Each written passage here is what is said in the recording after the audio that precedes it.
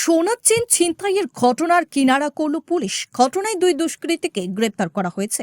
ধৃতদের নাম রানা রায় এবং রাজ বর্মন। ধৃতরা দুজনেই শিলিগুড়ির হায়দারপাড়ার শরৎচন্দ্রপল্লীর বাসিন্দা।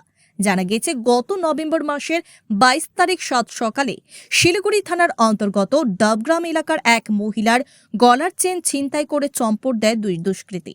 অভিযোগ, মহিলাটি নিজের মুদির দোকানে বসে থাকাকালীন বিভিন্ন জিনিস কেনার অছিলায় কয়েকবার ওই দোকানে যায় দুষ্কৃতীরা। এরপর সুযোগ বুঝে তার গলায় থাকা সোনার চেন নিয়ে চম্পট দেয় তারা।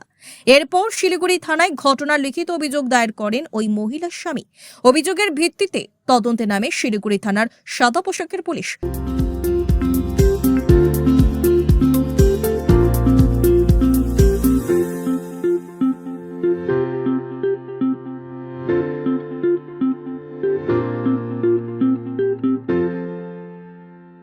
For queries, call +91 9733 99970.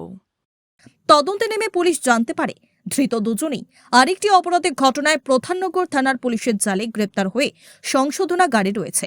এরপরই ওই দুই যুবককে সোন অ্যারেস্টের আবেদন জানিয়ে তাদেরকে হেফাজতে নিয়ে জিজ্ঞাসাবাদ করে বৃহস্পতিবার ধৃত রাজ বর্মনের বাড়িতে তল্লাশি চালিয়ে ওই সোনার চেনটি উদ্ধার করে পুলিশ। ধৃতদের শুক্রবার পুনরায় আদালতে পেশ করা হয়। অপরদিকে ছিনতাই হওয়া চেন ফিরে পেয়ে প্রশাসনকে সাধুবাদ জানিয়েছেন গৃহবধূ ও তার স্বামী।